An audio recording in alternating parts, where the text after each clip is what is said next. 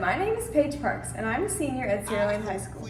This year, I was selected to be the Red Ribbon Leader. As the Red Ribbon Leader, I wanted my project to be different from everyone else. So often when it comes to drugs, we are told not to do something to our bodies. I agree with this theory, but felt like giving our students an idea of what we could do to help us be more healthy and drug-free. I wanted students to not only be physically healthy, but also mentally, emotionally, and spiritually healthy too.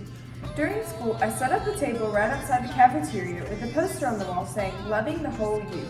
I encouraged students during the announcements each day to come by and write on different colored hearts how they loved themselves that day.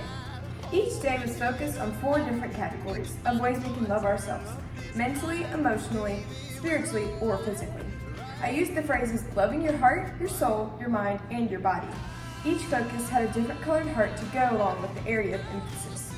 On the day when the red paper hearts were handed out, students were encouraged to write ways they could love themselves on their heart. One student said he took a break from social media that day. The next heart was the green heart, which was the mind.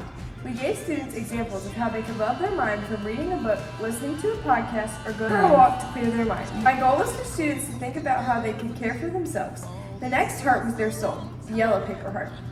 Students were encouraged to listen to a spiritual message, go to a place of worship, read a book, or do something that connected with them spiritually.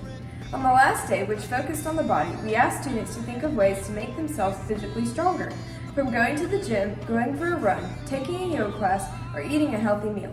We wanted students to make a choice to love the whole person each day of the week.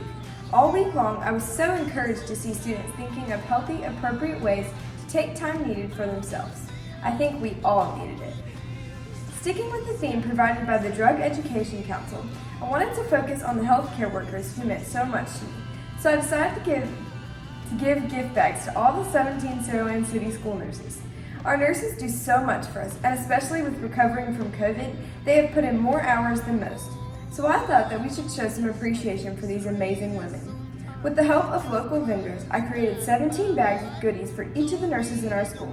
It may not be a paid vacation to Hawaii, but sometimes a simple thank you for who you are and what you do can go a long way.